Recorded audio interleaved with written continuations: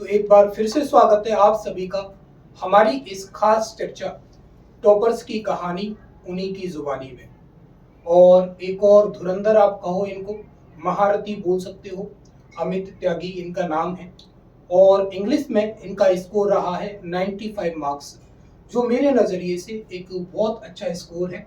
तो अमित जी, सबसे पहले आपको तो बहुत बहुत शुभकामनाएं, बहुत बहुत बधाई। जो आपकी मेहनत जो थी वो आखिर रंग लेकर ही आई। किस तरीके से देखते हैं आप अपनी इस सफलता को? सर, इसमें सबसे पहला श्रेय जाता है एपी के सर को, जिन्होंने मेरे को मोटिवेट रखा। और अगर मेरा डाउट होता था तो वे एक्स्ट्रा क्लासेस बुलाते थे और एक्स्ट्रा क्लास में मेरे को बुलाते थे और मेरे जो डाउट होते थे उनको सॉल्व करवाते थे।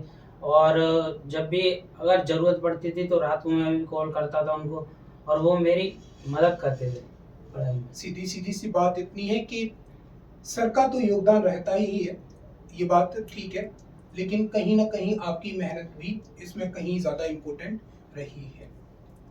इंग्लिश में स्कोर आपका 95 रहा। क्या आपने विशेष मेथड जो थे अप्लाई किए थे अपनी इंग्लिश को लेकर के? किस तरीके की आपने प्रिपरेशन की? क्या सिस्टम रहा पढ़ाई का?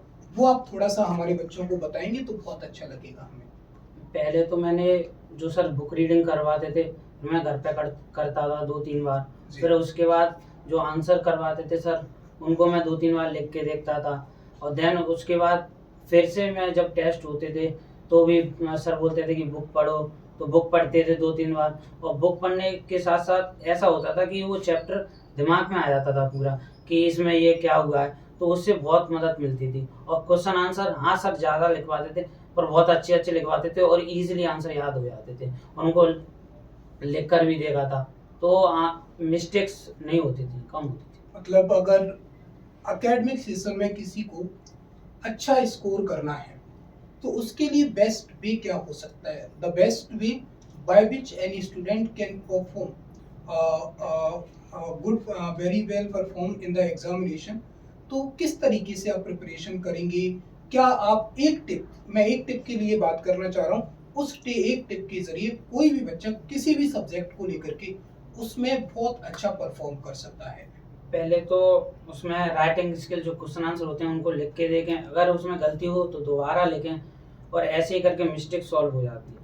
मतलब इनका ऐसा कहना है, जैसा कि मृदुल ने भी पहले यही बात बताई हमारे पहले सेशन में, और पुनः यही बात अमित रिपीट कर रहे हैं कि अगर आप एकेडमिक सेशन में हो और आप एकेडमिक सेशन में अच्छा स्कोर करना चाहते हो तो उसका एक गुरु मंत्र कह लो, मूल मंत्र कह लो, ब्रह्मास्त्र कह लो, जो भी कहना है वो कह सकते हैं।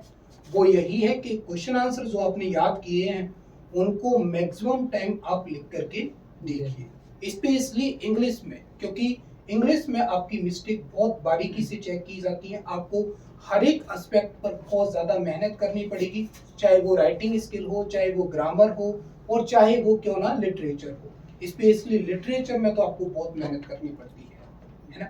हाँ। और कुछ विशेष चीज़ें जो आप बताना चाहोगे?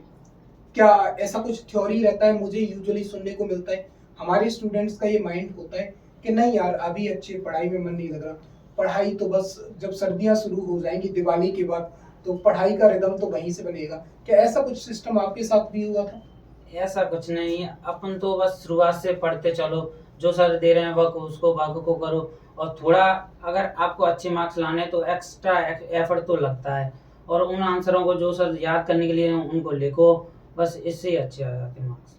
मतलब एक्स्ट्रा एफर्ट्स तो करने ही पड़ेंगे, चाहे टीचर्स करें, लेकिन टीचर्स के साथ साथ स्टूडेंट्स को भी बहुत ज़्यादा एक्स्ट्रा एफर्ट्स करने पड़ते हैं, क्योंकि एक चीज़ से कभी कोई काम अच्छे से होने वाला नहीं है। अगर एक टीचर अकेला एफर्ट करता रहे तब भी उसका कोई यूजफुलनेस नहीं होना है, और बच्चा करता रहे तब भी कुछ नहीं है। दोनों ही चीज़ों का होना ज़रूरी है मेरी समझ से। जहाँ तक कि इन दोनों बच्चों का भी यही मानना था, मृदुल का भी यही मानना था, और अमित का भी यही मानना है कि प्रैक्टिस मेक्स परफेक्ट। आपको टाइम लग सकता है किसी चीज़ को करने में, लेकिन सफलता एक न एक दिन जरूर आपके कदम चूमेगी।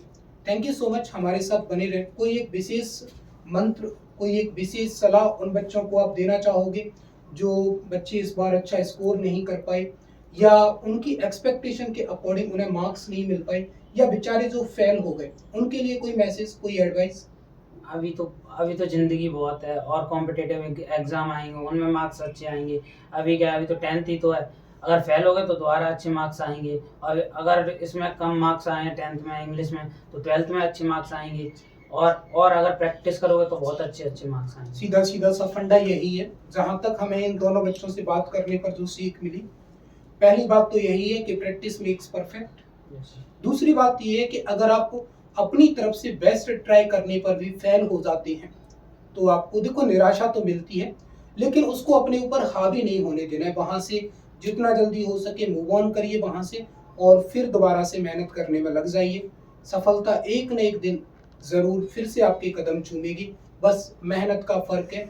एक बार हारने पर अगर आप पीछे हट गए तो फिर मुश्किल होगा, लगे रहना है। थैंक यू सो मच हमारे साथ बने रहने के लिए, धन्यवाद।